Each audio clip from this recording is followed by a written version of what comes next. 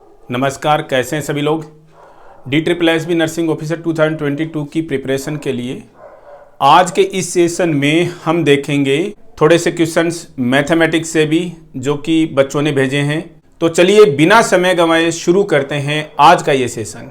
एक बच्चे ने एक क्वेश्चन कर दिया भाई अरिथमेटिक एबिलिटी का, और हमारी जिम्मेदारी बन जाती है कि इसको सॉल्व करें, सॉल्यूशन दें आपको बेस्ट से बेस्ट, ईजी से ईजी सॉल्यूशन।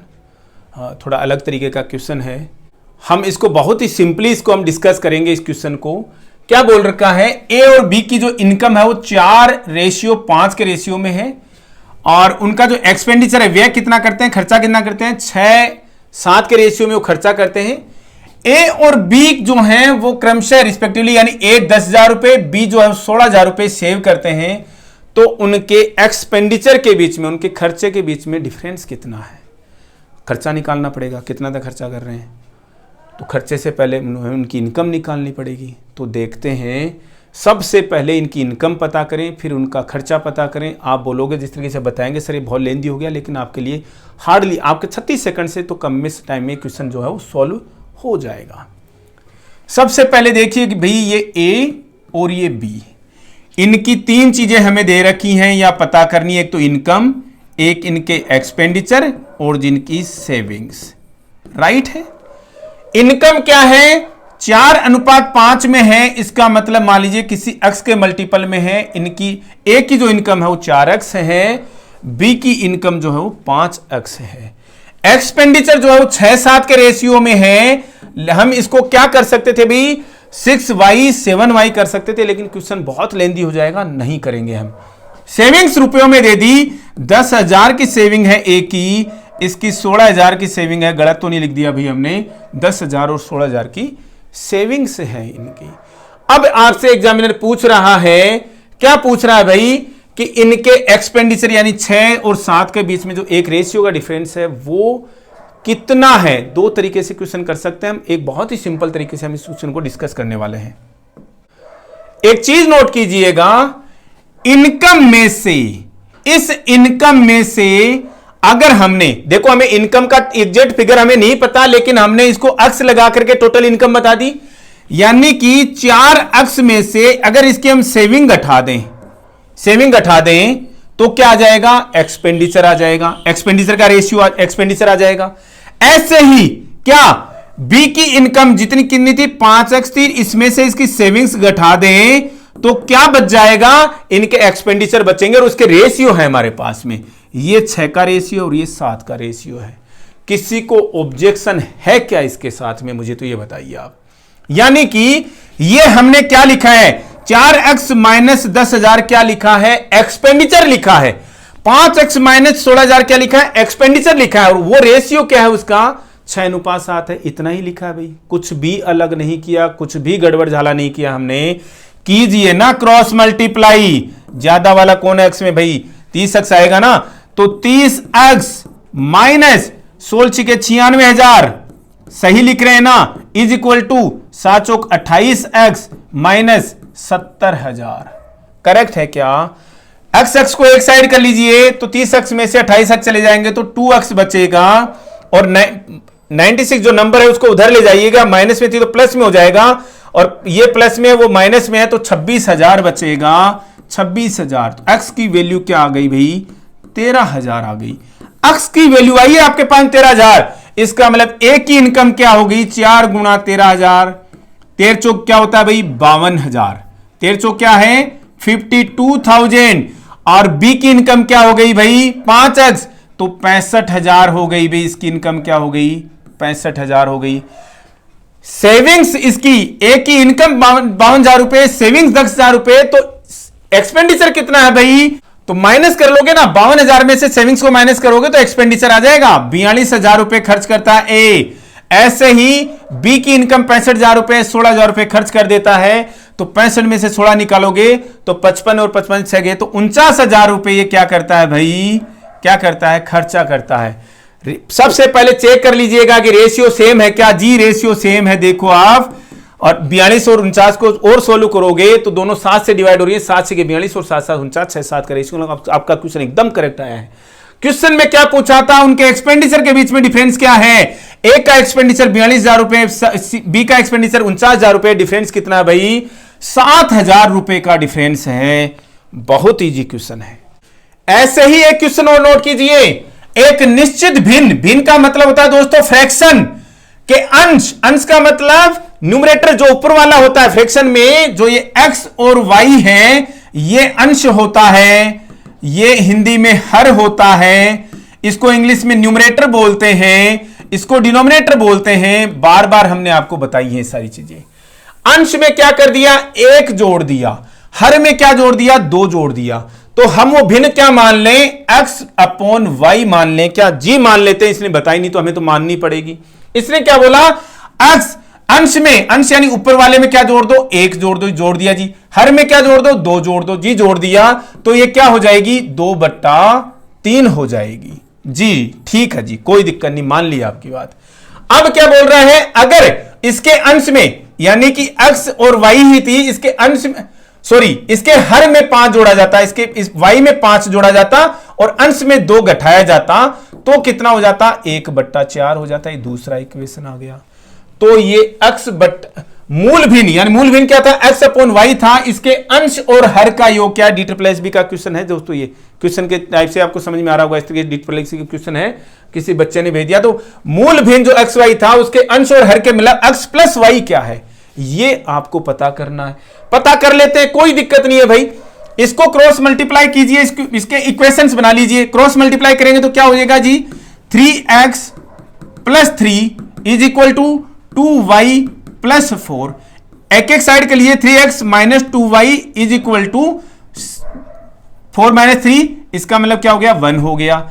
इसको भी क्रॉस मल्टीप्लाई कीजिए, 4x - 8 = y + 5। देखते जाइएगा कहीं गलत तो नहीं कर रहे भैया हम। 4x - y = क्या हो जाएगा जी? 13 हो जाएगा। यहां पर एक इक्वेशन आपके पास में ये है, एक इक्वेशन आपके पास में ये है। अब देखिएगा इसको, क्वेश्चन को कैसे सोल्व करना है आपको। ऐसे क्वेश्चंस को आप कैसे सोल्व करोगे? हमें वैल्यू चाहिए x + y की। कोई दिक्कत नहीं है, दोनों इक्वेशंस में एक अंश या हर को किसी न किसी को इक्वल करते हैं। देखिएगा आप, 3x - 2y = 1 है, 4x - y = क्या है? 13 है। ऐसा करते हैं, y को दोनों में इक्वल कर लेते हैं। y यहां पर 2 है ना, तो नीचे वाला y 1 ही है, तो इसको 2 से मल्टीप्लाई कर लेते हैं। ऊपर वाले को किससे करें? 1 से मल्टीप्लाई करेंगे, तो मतलब वो का वो रह गया। नीचे वाले को 2 से मल्टीप्लाई करते हैं, मतलब पूरी की पूरी को मल्टीप्लाई करेंगे। 2 से मल्टीप्लाई करेंगे तो क्या हो जाएगा भाई? इसको वापस लिख दूं क्या? यहीं पर लिख लेता हूं वहीं से, ताकि हमारे पास जगह बच जाए। 3x - 2y = 1, इसको तो नहीं करना पड़ा हमें कुछ भी। इसको 2 से मल्टीप्लाई करेंगे तो 4x को 2 से मल्टीप्लाई करेंगे तो 8x आ गया। माइनस का निशान है, 2 से मल्टीप्लाई करेंगे तो y आ जाएगा, = इसको 26 आ गया। अब क्या कीजिएगा भाई? अगर दोनों को जोड़ेंगे तब तो देखो कटेंगे नहीं ना, दोनों माइनस माइनस से प्लस होकर के -4y हो जाएंगे। क्या करेंगे? हम इनको माइनस कर देते हैं, तो निशान बदल दीजिएगा। ये प्लस का निशान था, माइनस हो गया। ये माइनस का निशान है, प्लस हो गया। ये प्लस का निशान है, माइनस हो गया। हमने क्या किया? इनको करेंगे हम माइनस करेंगे तो 3x में से 8x जाएंगे तो 5x बच गए, किसके? माइनस के। ये दोनों अपोजिट सिंबल से कट गए जी। = -26 और एक प्लस का है तो माइनस के 25 बच गए, ये दोनों प्लस हो गए। x की वैल्यू आ गई हमारे पास में 5। थोड़ा सा लेंदी क्वेश्चन है लेकिन इतना ज्यादा भी नहीं है। x की वैल्यू आ गई आपके पास में 5। तो अब किसी भी इक्वेशन में आप रख दीजिए x की वैल्यू को, इसी इक्वेशन में रख दीजिए, y की वैल्यू भी आ जाएगी आपके पास में। x की वैल्यू 15 - 2y = 1, -2y = 14 और y = क्या आ जाएगा भाई? 7 आ जाएगा। ये माइनस में था भाई, तो y की वैल्यू क्या आ गई? 7 आ गई। x की वैल्यू 5 है, y की वैल्यू 7 है, तो टोटल क्या हो गया जी? 12 हो गया। x और y का मान ही इन्होंने आपसे पूछा है। सिंपल क्वेश्चन है, दिमाग लगाते जाओगे क्वेश्चंस इजी होते चले जाएंगे आगे के लिए। एक क्वेश्चन और देखिए, मान लीजिए कि x कोई नंबर है, 4 अंकों की सबसे बड़ी संख्या है। x 4 अंकों की सबसे बड़ी नंबर है। 4 अंकों की सबसे बड़ी नंबर, तो देखिए दोस्तों, आपसे कोई एग्जाम में पूछ लेता है तो क्या है? 4 × 9 है, 9,999 ही वो नंबर है जो कि 4 अंकों की सबसे बड़ी नंबर होती है। लेकिन ये तो नहीं पूछा इसने आपसे 4 अंकों की वो सबसे बड़ी संख्या है जो 15, 16, 20 और 24 से विभाजित होती है और उस समय भी फिर 9 क्या हो जाता है भाई, शेषफल बच जाता है। ऐसे क्वेश्चंस में जब भी आपको पूछता है कि भाई ऐसे नंबर से 4 नंबरों से डिवाइड करने पर ऐसा हो जाता है, तो आप उसको बिना कुछ सोचे समझे बिना ही नंबर्स का क्या ले लीजिए भाई, एलसीएम ले लीजिएगा 15, 16, 20 और 24 का।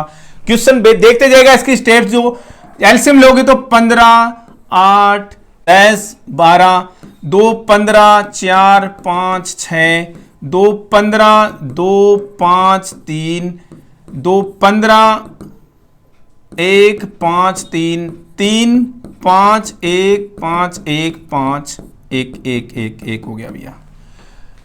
एलसीएम कैसे मल्टीप्लाई कीजिए, 5, 15, 30, 60, 120 और 240।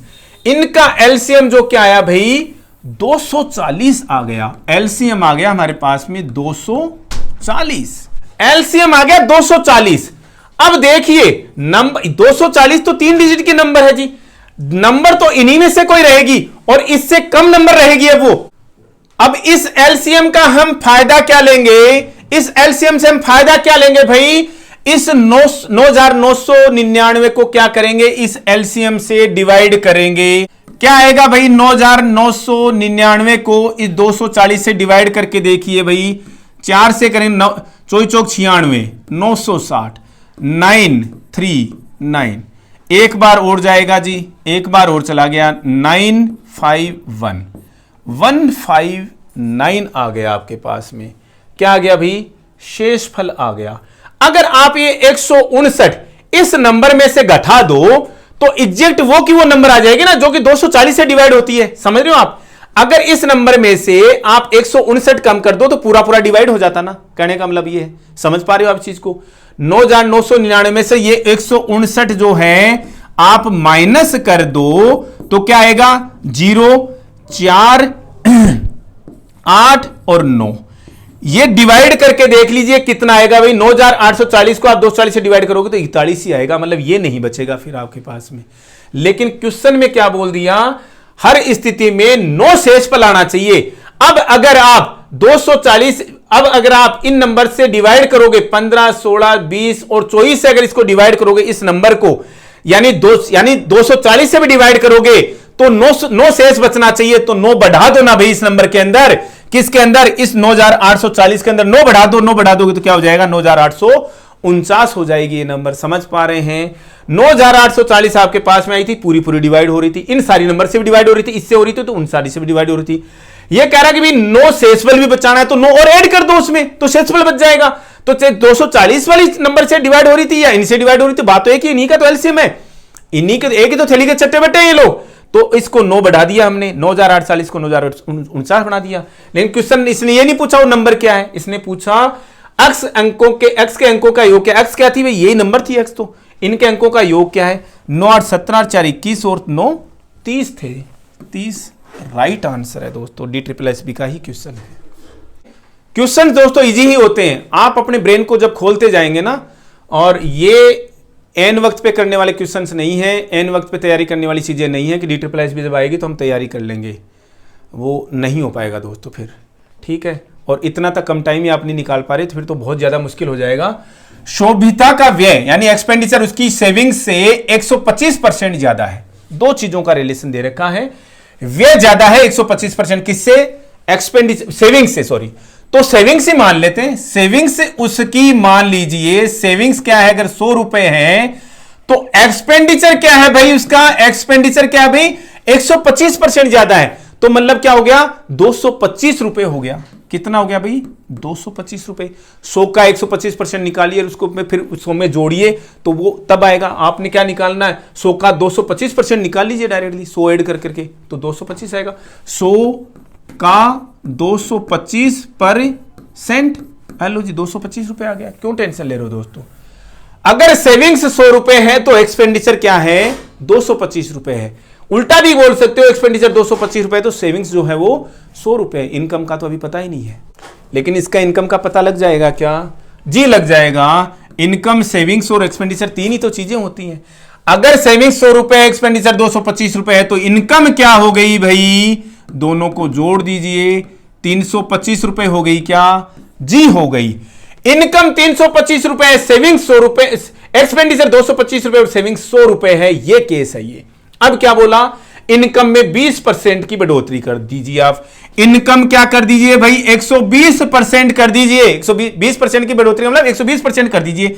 325 का 120%, ये जी लो जी 2 से डिवाइड हो रहे हैं, 5 दूनी 10 और 6, 5 से डिवाइड हो रहा है जी, 6 पंजे 30 और 55 25, 65 को 6 से मल्टीप्लाई कीजिए, कितना आएगा 360 और 30 390 रुपए। इनकम नई क्या कर दी भाई, नई इनकम हो गई 390 रुपए। अगर 20% इनकम बढ़ेगी तो 390 रुपए इनकम हो जाएगी।